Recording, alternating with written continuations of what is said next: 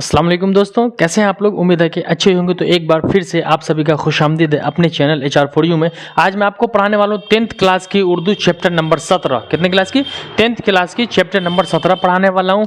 मैं आज चकबस्त के बारे में पढ़ाने वाला हूँ। जो चकबस्त जिन्होंने लिखा मनाज़िरत कुदरत, आपका चैप्टर नंबर 17 है। तो सबसे पहले हम चकबस्त की हालात ज़िंदगी के बारे में जानेंगे, फिर चकबस्त ने जो लिखा है उसको हम आगे पढ़ेंगे। ठीक है, तो हम अभी सबसे पहले आपको चकबस्त के बारे में पढ़ाते हैं।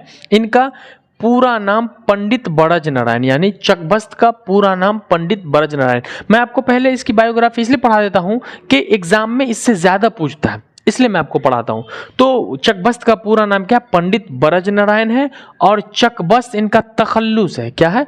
तखल्लुस है। तखल्लुस किसे कहते हैं? तो शायर अपने शेर में जो नाम इस्तेमाल करता है उसे हम तखल्लुस कहते हैं। तो ये हो गया आपका। आगे कह रहा है कि पैदाइश 1882 को यूपी के फैजाबाद में। तो पंडित बड़ज नारायण यानी चकबस्त की पैदाइश कहाँ हुई? तो 1882 में, और यूपी के फैजाबाद में हुई थी। कहाँ हुई थी? फैजाबाद में। लेकिन चकबस्त के आबाओ अजदाद का ताल्लुक लखनऊ से था। आबाओ अजदाद यानी इनके घर वाले, बाप दादा जो थे इनके खानदान वाले, उनका ताल्लुक कहाँ से था? लखनऊ के वो लोग रहने वाले थे। इसीलिए यानी इनके वालिद और दादा जो थे वो लखनऊ के रहने वाले थे। इसीलिए चकबस्त भी बचपन में लखनऊ चले आए। और क्या हो गए कि चकबस्त भी बचपन में लखनऊ ही चले गए, क्योंकि जिनके वालिदैन की खानदान वाले का ताल्लुक लखनऊ से हो तो वो यहाँ रह करके करेंगे क्या? इसलिए ये लोग भी कहाँ चले गए? लखनऊ चले गए और वहीं रहने लगे। बस्त की शुरुआती इब्तिदा यानी शुरुआत, इब्तिदाई तालीम जो हुई लखनऊ से हुई। फिर अवेंकिंग कॉलेज में दाखिला लिया, यानी लखनऊ में तालीम हासिल करने के बाद अवेंकिंग कॉलेज में दाखिला लिया और 1905 में BA का इम्तिहान पास किया। BA कब किया चकबस्त ने? 1905 में। उसके बाद 1908 में वकालत का इम्तिहान भी पास कर लिया। यानी कि शुरुआती तालीम लखनऊ में हुई, फिर अवेंकिंग कॉलेज में हुई, फिर 1905 में BA किया और 1908 में इन्होंने वकालत का एग्जाम पास कर लिया और वकालत शुरू की और रफ्ता रफ्ता मशहूर हो गए। यानी वकालत पास करने के बाद वकालत का पेशा भी इख्तियार कर लिया, वकालत करना शुरू भी कर दी और वकील बन के ही वकालत करते करते ये धीरे धीरे मशहूर होने लगे। उसके बाद क्या रहा कि शायरी का शौक था इन्हें, शायरी का शौक था चकबस्त को जो था वो शायरी का धीरे धीरे शौक फलने फूलने लगा। तो ये जो थे शायरी का शौक था। तो और आतिश, गालिब और अनीस के सैदाई हो गए। यानी कि जब इन्हें शायर बनना था, शायरी का शौक था, तो ऐसे तो नहीं बन जाता है बिन गुरुनो ज्ञान। तो आतिश, गालिब और अनीस यानी मीर अनीस के सैदाई बन गए, चाहने वाले बन गए। उनको उनका रंग रूप अपने ऊपर इख्तियार कर लिया। और 9 से 10 साल में पहली गजल का, यानी 9-10 साल ये मायने रखता है। इस एज क्राइटेरिया को आप देख सकते हैं। 9 से 10 साल में कोई आदमी शेर कह रहा है, शायर हो गया, बहुत बड़ी बात है। हमारे समाज के बच्चे तो अब तो 9 साल में बोलना, मतलब क्या बोलना है, कहाँ बोलना है, वो भी नहीं पता होता है। और चकबस्त साहब 9 से 10 साल की उम्र में गजल पहली लिख दी, पहली गजल कही। फिर 1926 में एक मुकदमा के सिलसिले में राय बरेली गए थे। यानी 1926 में चकबस्त जो थे ना, एक मुकदमे के सिलसिले में राय बरेली गए और कामयाबी हासिल हुई। यानी कि उस केस में, यानी वकालत में जो गए थे मुकदमे में, उस मुकदमे में उनको कामयाबी हासिल हुई। इस दिन यानी उसी दिन जिस दिन जीत गए, उसी दिन जब वो लखनऊ जाने के लिए स्टेशन पर आए, यानी जिस दिन हो गया मुकदमा जीत गए उसी दिन लखनऊ जाने के लिए वापस स्टेशन पर आए, है ना। तो 7 बजे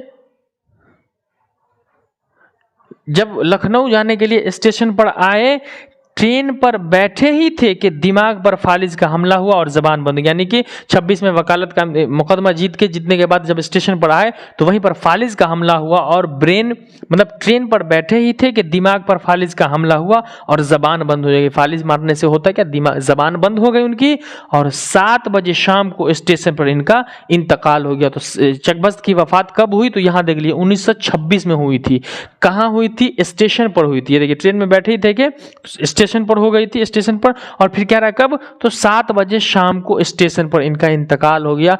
तो ये था चकबस्त की हालात जिंदगी। और चकबस्त साहब ने ही लिखा है मनाजिरत कुदरत, यानी मंजर, मंजर की जमा होती है मनाजर। तो मनाजिरत कुदरत, कुदरत ने इस दुनिया में क्या क्या चीज बनाई, कितनी कितनी खूबसूरत चीजें बनाई हैं, सबके बारे में बताया। तो मैं अब आपको चकबस्त की वो नज्म पढ़ के सुनाता हूं कि मनाजिरत कुदरत। ये आप देख सकते हैं, आपके पास पेज होगा, ये बुक होगा, 124 पेज नंबर है।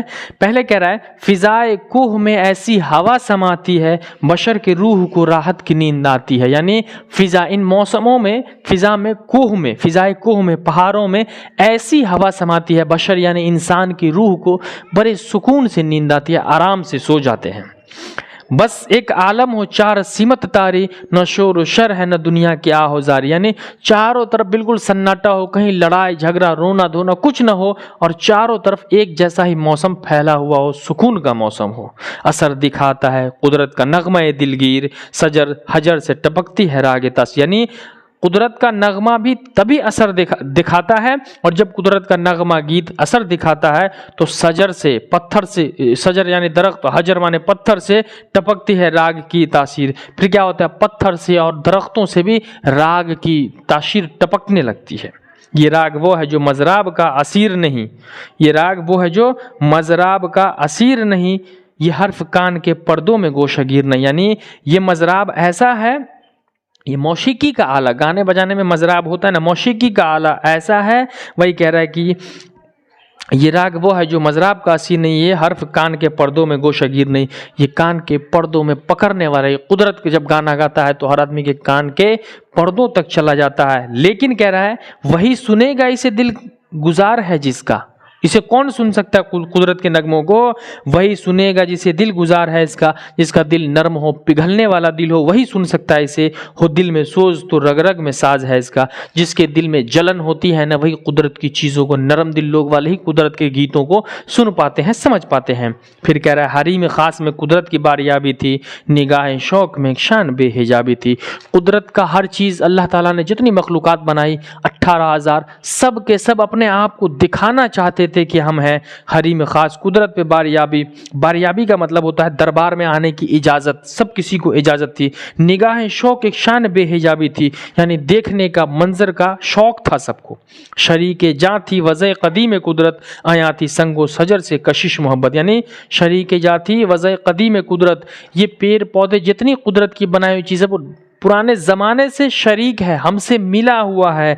आया थी संगो सजर पर कशिश मोहब्बत की, यानी जाहिर थी हर चीज़ों पर दिखने की अपने आप को कशिश थी। पेड़ चाहता था, दरख्त चाहता था, सब जो था वो अपने आप को, संग पत्थर दरख्त सब चाहता था दिखाने को अपने कशिश मोहब्बत की। शराब इस हकीकी से था हर एक शरशार, सजर था, कोह था, चश्मा था या मस्ते गुबार। यानी कह रहा है शराब की इस हकीकी से था हर एक शरशार, शरशार का मतलब होता है लबरेज, भरा हुआ, और इस मस्ती में, शराब की मस्ती में हर कोई भरा हुआ था।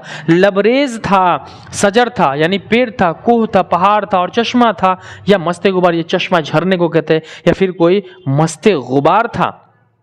दरख्तों कोह की जात, दरख्तों कोह हैं क्या जात पाक इंसान, यानी दरख्त पहाड़ हैं क्या जात पाक इंसा की। तयूर क्या है, हवा क्या है, अब्र आरा का। तयूर यानी चरिंदे परिंदे क्या है, अब्र क्या है, बादल क्या है ना, ये सब क्या है, ये सब कुदरत की बनाई हुई चीज़ें हैं। ये मौज हस्ती बेदार के अनासर हैं, सब एक काफिले शौक के मुसाफिर है। ये मौज हस्ती है, ये घूमने फिरने की मौज, दरिया जैसी मौज होती है ना, वो मौजे हस्ती बेदार के अनासर है, सब एक काफिले शौक के मुसाफिर। हम सब कौन है, हम सब एक ही काफिले के हैं, सब एक ही काफिले में चल बसे हैं, सबकी मंजिल एक ही है, सबको अंत होना है। इस दुनिया में जितनी जानदार चीज़ें हैं सबका अंत होना है। कुल्लु नफ्स ज़ायक़तुल मौत, यानी हर जानदार चीज़ों को मरना है। वही कह रहा है कि हम सब जो है वो एक ही काफिले के शौक के मुसाफिर हैं। ये दिल के टुकड़े कुदरत इनके, ये दिल के टुकड़े हैं कुदरत के इनके बैर नहीं। ये तो जितनी चीज़ें हैं सब कुदरत के दिल के ही टुकड़े तो हैं, अलग अलग थोड़ी कोई है। सब एक गोद के पाले हैं, कोई गैर नहीं, और सब एक गोद के, अल्लाह ने ही सबको पाला। इस संसार में जितनी चीज़ें हैं तो कोई गैर तो है नहीं, सब एक ही गोद के पाले हैं।